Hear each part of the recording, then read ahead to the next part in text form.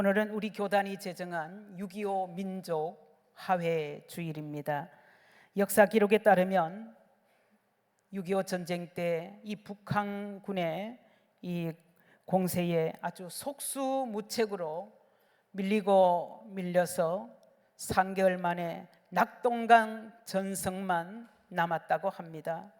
그때 부산 초량교회에 그 당시에 경남지사였던 양성봉 장로님의 주선으로 전국에서 피난온 목회자 250명이 초량교회에 머물게 되었는데, 그때 담임이었던 한상동 목사님과 고려신학교 교장이었던 박윤선 목사님께서 피난민으로 생활하는 그 목사님을 중심으로 해서 집회를 열었다고 합니다.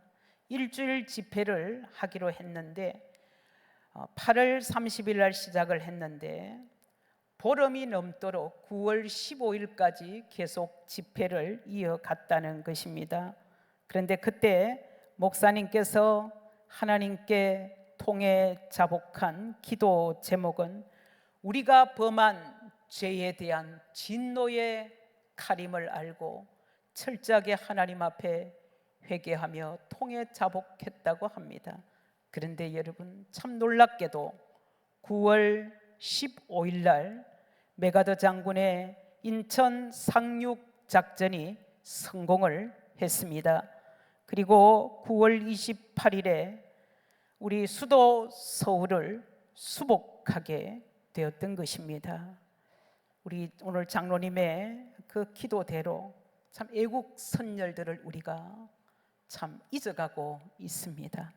이럴 때 우리가 다시 한번 그 정신을 이어가겠다고 다짐해야 될 것 같습니다. 우리 믿음의 우리 선열들을 생각해 보면 우리가 지금 어떻게 살아야 될까요? 하나님을 경외하며 예수를 바르게 더 잘 믿고 나라와 민족을 위해서, 위정자들을 위해서 계속 기도하는 기도 애국자가 되어야 될 줄 믿습니다. 이스라엘 민족의 역사적 과제 중 하나가 남북이 분열되면서 민족적인 갈등이었습니다. 어쩌면 한반도에서 지금 살아가고 있는 이런 우리 민족의 역사적 과제와 어쩌면 이렇게 흡사할 수가 있을까요? 솔로몬 왕 이후에 이스라엘이 남과 북으로 갈라지면서 남북 사이에는 깊은 반목과 갈등이 지속적으로 심화되고 있었던 것입니다. 그런데 오늘 본문은 이렇게 시작을 하고 있지요. 우리 51절 52절 말씀 같이 읽습니다. 예수께서 성천하실 기약이 차감해 예루살렘을 향하여 올라가기로 굳게 결심하시고 사자들을 앞서 보내심에 그들이 가서 예수를 위하여 준비하려고 사마리아인의 한 마을에 들어갔더니 아멘. 이 갈릴리에서 예루살렘으로 쉽게 가는 길은 사마리아를 통과하는 것입니다. 그래서 예수님의 제자들이 이제 그 제자팀들이 선발대를 조직하여 먼저 사마리아인의 마을에 들어가게 했던 것입니다. 그런데 여러분, 결과가 어떻지요? 잘 들어가게 되었습니까? 53절 말씀이에요. 같이 읽겠습니다. 예수께서 예루살렘을 향하여 가시기 때문에 그들이 받아들이지 아니하는지라. 아멘. 예수님 예루살렘으로 가시는 것을 아시고 제자팀이 선발대를 먼저 보냈는데 사마리아 사람들이 받아들이지를 않았습니다. 그때 여러분, 야고보와 요한이 예수님께 뭐라고 말하지요? 아주 흥분되어서 말하고 있어요. 그 말씀이 54절 말씀이에요. 54절 말씀 같이 읽습니다. 제자 야고보와 요한이 이를 보고 이르되 주여, 우리가 불을 명하여 하늘로부터 내려 저들을 멸하라 하기를 원하시나이까. 아멘. 여러분 이 말씀을 보게 되면 제자들도 예외가 아닙니다. 여러분 중요할 때 흥분하게 되면은 중심을 잃어버리게 되는 것입니다. 지금 예수님의 제자들은 이 사마리아인들에 대한 민족적인 편견과 적대적인 감정과 인간적인 미움을 가지고 있었어요. 그러니까 예수님을 이해한답시고 우리가 불을 명하여 하늘로부터 내려 저들을 멸하라 하기를 원하시나이까? 이렇게 여러분 묻습니다. 여러분 이런 것을 보게 되면은 인간적인 섭섭함, 인간적인 서운함을 가지고 결정하는 것 예수님께서 절대 동의하시지 않습니다. 이 제자들의 말에 우리 예수님께서 동의하시지 않습니다. 55절 말씀을 보면 예수님께서 이 제자들에게 뭐라고 하죠? 돌아보시면서 예수님께서 꾸짖으셨습니다. 왜 그럴까요? 우리 예수님의 사역은 심판이 아니라 배척하고 있는 그들도 구원받기를 원하시는 것이 예수님의 간절한 마음이었기 때문에 그렇습니다. 우리 예수님께서는 지금 구원을 안성하기 위하여서 예루살렘을 향하여서 지금 현재 가시려는 것인데 제자들의 제안이 뭡니까? 예수님의 사역에 대해서 제대로 알지도 못하고 깨닫지도 못하고 예수님 앞에서 자기 자신을 드러내려고 하는 공명심에서 지금 야고보와 요한이 이런 말을 한 것입니다. 그러므로 사랑하는 성도 여러분, 배척에도 간용의 실천적인 삶을 살기 위해서는 우리가 어떻게 살아야 되는가? 첫째, 바른 신앙 위에 바른 열심을 가져야 된다는 것을 우리가 오늘 말씀을 통해서 교훈받게 되는 것입니다. 우리에게 손해를 입힌 상대, 즉 원수에 대한 복수는 여러분 결과가 어떨까요? 더 큰 복수를 낳게 되고 또 더 큰 감당하기 어려운 그런 전쟁을 치르게 된다는 것입니다. 예수님은 이런 복수, 이런 전쟁은 결코 하나님의 뜻이 아님을 분명하게 제자들 앞에서 밝히고 있습니다. 그러므로 여러분 우리 그리스도인들에게 중요한 것은 우리를 구원하신 예수 그리스도의 관점이고 기대인 것입니다. 원수에 대한 복수는 주님의 뜻이 아닙니다. 근데 오늘날 우리 지구촌을 보면 어떻습니까? 복수는 더 큰 복수를 낳고 전쟁은 더 큰 전쟁을 일으키고 있는 현실을 우리가 보고 있는 것입니다. 그러므로 여러분 무엇보다도 사랑하고 관용하는 것이 궁극적인 승리인 것입니다. 산상수훈에서 7번째 복의 교훈을 우리는 결코 잊어서는 안 되는 것이지요. 우리 마태복음 5장 9절 말씀을 같이 읽겠습니다. 화평하게 하는 자는 복이 있나니 그들이 하나님의 아들이라 일컬음을 받을 것이미요. 아멘.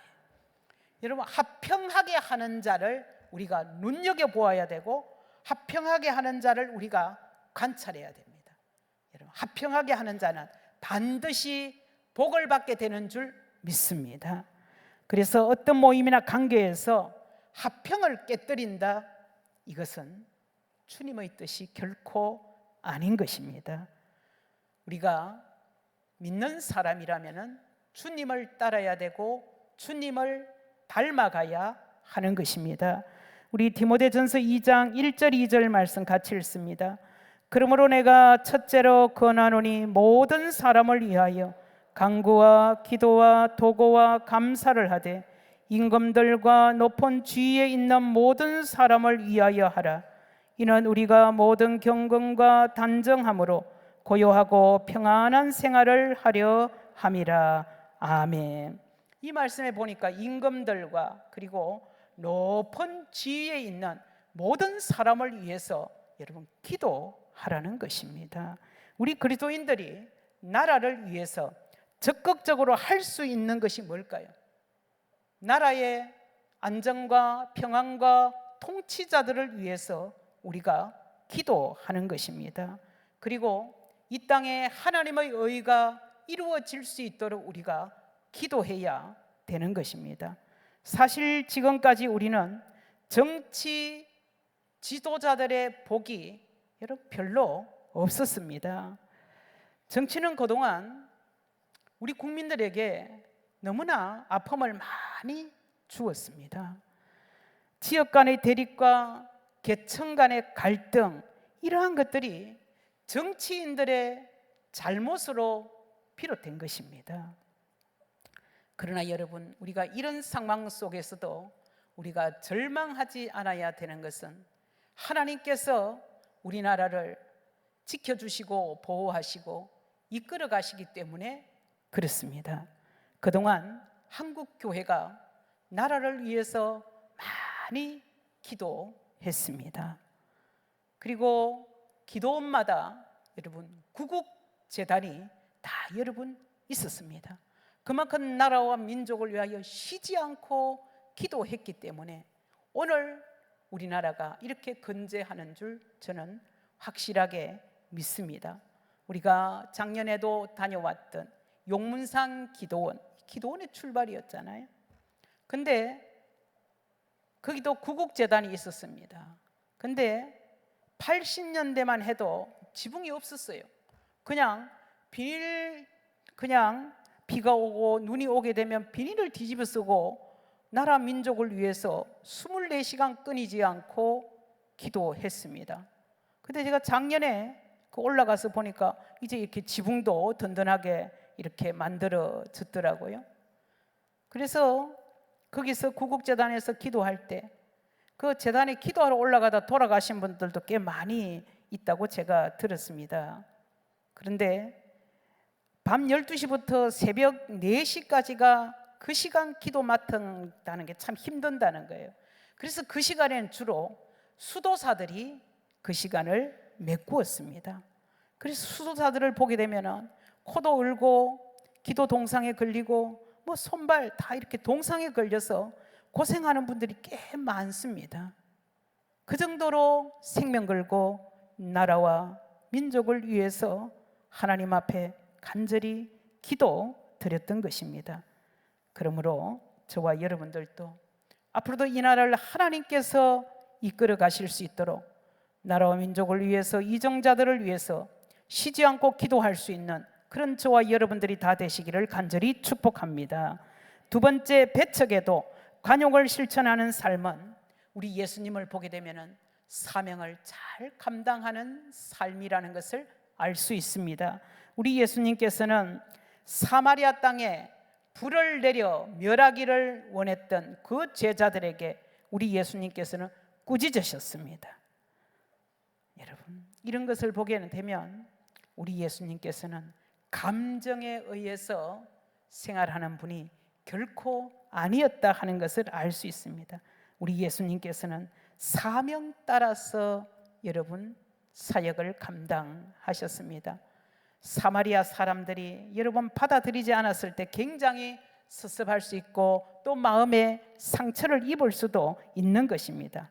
그러나 우리 예수님의 입장에서 볼 때 더 중요한 것은 그 사마리아 사람들에게도 복음이 전파되어야 된다는 것이 훨씬 더 중요했던 것이지요. 요한복음 4장에 보게 되면은 유대인들은 보편적으로 사마리아로 가는 길을 피해 갔습니다.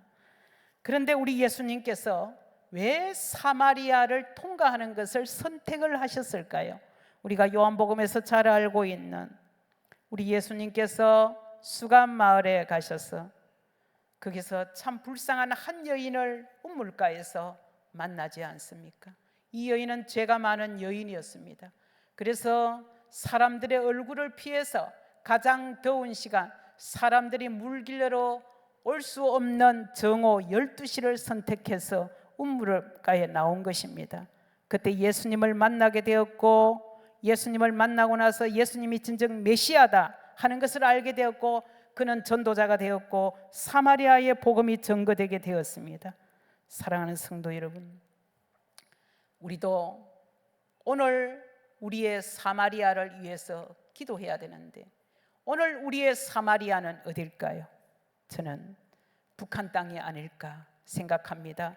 그리고 가깝게는 여러분 믿지 않는 우리 형제 자매들이 여러분 사마리아인 아니겠습니까? 북한의 수도인 평양은 한반도의 예루살렘이었고 평양의 대부흥 운동을 우리는 잘 알고 있습니다. 역사를 통해서. 그런데 무신론 공산주의가 지배하기 시작을 하면서 평양은 생명의 땅이 아니라 어둠의 땅이 되어버렸습니다. 아마 언젠가는 하나님께서 반드시 생명의 땅으로 회복시켜 주실 줄로 믿습니다. 한반도 역사에서 북한 복음화를 위해서 희생된 사역자들이 얼마나 많습니까? 지금도 억류된 분들이 있습니다. 그러므로 저와 여러분, 북한 땅에도 주의 나라가 임하도록 계속 우리가 믿음으로 기도해야 되겠습니다. 세 번째, 배척에도 간욕을 실천하는 삶은 무엇보다도 주님을 본받는 자가 된다는 것입니다. 우리 데살로니가전서 1장 6절 말씀 같이 읽습니다. 또 너희는 많은 환난 가운데서 성령의 기쁨으로 말씀을 받아 우리와 주를 본받은 자가 되었으니 아멘. 여기 보니까 많은 환난과 성령의 기쁨이라고 하는 말씀이 대칭을 이루고 있지요. 여러분, 믿는 사람과 믿지 않는 사람의 차이가 뭘까요? 누구에게나 환난, 시험, 고통은 다 오게 되는 것입니다. 그러나 믿는 사람들은 성령께서 함께 하시고 성령께서 공급해 주시는 힘과 능력을 가지고 환난 때에 잘 감당하고 극복하게 되는 것입니다. 이것이 여러분 신앙의 놀라운 비밀이라고 말할 수가 있는 것입니다. 올해가 6.25 발발 76주년이 되는 해입니다.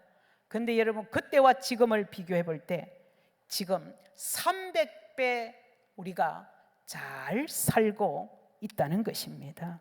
그러므로 우리는 여러분 감사해야 돼. 하나님의 은혜에 우리는 감사해야 됩니다. 여러분 자녀들을 여러분들이 이렇게 잘 양육하고 또 이렇게 출가시켰지만은 결혼 전의 자녀와 결혼 후의 자녀는 부모님을 대하는 태도가 여러분 다릅니다. 자녀들이 성장하고 결혼해서 이제 부모 입장이 되면은 그때 부모님의 그 사랑과 정성, 희생을 그때는 몸소 이제 경험하기 때문에 다릅니다. 부모님을 공경하는 질이 달라요. 진정으로 부모님께 감사하고 부모님의 은혜를 헤아려서 갚게 되는 것입니다. 그러면 여러분 그동안에 힘들었던 모든 것들이 다 여러분 녹아집니다. 마찬가지입니다. 저는 하나님께도 동일하다고 생각을 합니다. 감사는 표현되기 전까지는 완성되는 것이 아닙니다. 감사는 표현해야 됩니다. 여러분 시간이 얼마나 빨리 지나가는지요. 앞으로 열흘 지나면 벌써 올해도 반년이 지나가 버립니다. 여러분 얼마나 우리가 처음 사랑을 회복했는지요. 내가 얼마나 하나님 앞에 감사하며 살아가고 있는지요. 우리가 한번 점검해 보아야 될 그런 중간 지점에 벌써 우리가 이렇게 와 있습니다. 요즘 사람들은 어떻습니까? 건강하게 생활하려고 노력을 얼마나 많이 합니까? 그런데 마음과 생활은 병들어가고 있습니다. 분노하는 마음, 화내는 마음, 근심, 걱정, 염려를 안고 불면증에 시달리는 분들도 많이 있습니다. 그리고 생각해서 말을 했는데 잘 받아들이지 못하는 이런 마음 때문에 여러분 힘들어하고 감사를 잃어버리고 살아가는 사람들이 많이 있습니다. 근데 여러분 감사와 불평을 이렇게 비유한 분이 있습니다. 감사는 자동차 운전하는 것과 같고 불평은 흔들어 의자에 앉아 있는 것과 같다는 거예요. 그래서 감사하는 사람은 흔들림이 있지만은 그러나 목적을 향해서 전진한다는 거예요. 그래서 힘들지만은 목적지에 도달해서 감사하며 하나님께 영광을 돌린다는 거예요. 그러나 흔들 의자는 계속 흔들리다가 정체되고 또한 침체된다는 사실입니다. 얼마나 여러분 기가 막힌 통찰입니까? 그러므로 우리 성도님들 믿음으로 전진하면서 감사하는 가운데 우리 주님을 닮아 간용을 실천하는 그런 삶을 통하여서 하나님 앞에 영광 돌릴 수 있는 그런 믿음의 사람 다 되시기를 주님의 이름으로 간절히 축복합니다. 기도드리겠습니다. 살아 역사하시는 하나님 아버지, 어둠 속에 잠겨있던 이 나라를 구원해 주심을 감사드립니다. 하지만 계속되는 갈등과 대립이 난무하고 혼란스러운 이 상황 속에 살면서 말씀의 기준이 더욱 필요한 때임을 고백합니다. 민족 화해 주일인데 주여 하나님 도우시는 은혜 가운데 평화 통일이 이루어질 수 있도록 우리 모두가 바른 신앙생활을 하면서 사마리아 사람들의 배척에도 구원의 사역을 펼쳐가신 주님을 본받아 쉬지 않고 기도하며 간용을 실천하는 복된 인생 되게 하옵소서. 존귀하신 예수님의 이름으로 간절히 기도드리옵니다. 아멘. 419장 찬송